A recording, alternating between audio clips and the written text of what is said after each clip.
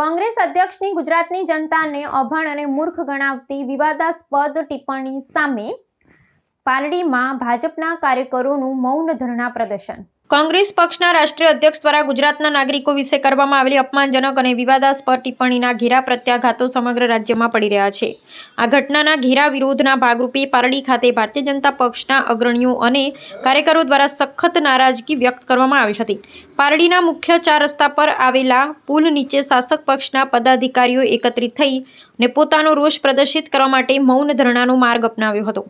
પ્રાપ્ત વિગતો અનુસાર કોંગ્રેસ અધ્યક્ષ મલ્લિકાર્જુન ખડગેએ તાજેતરમાં પોતાના એક નિવેદનમાં ગુજરાતની જનતાને નિરક્ષર અને મૂર્ખ ગણાવી હોવાનો આક્ષેપ છે। આ શાબ્દિક પ્રહારથી રાજ્યની જનતાના સ્વમાન અને અસ્મિતાને ઠેસ પહોંચી હોવાનું જણાવી અને ભારતીય જનતા પક્ષ અત્યંત આક્રમક મુદ્રામાં આવી ગયો છે। પારડીમાં યોજાયેલા આ વિરોધ પ્રદર્શનમાં મોટી સંખ્યામાં મહિલા કાર્યકરો સહિત પક્ષના વરિષ્ઠ આગેવાનોએ ઉપસ્થિત રહી વિરોધ પક્ષની આ માનસિકતાનો સખત વિરોધ કર્યો હતો અને આ નિવેદનને સમગ્ર ગુજરાતનું ઘોરું અપમાન ગણાવ્યું હતું।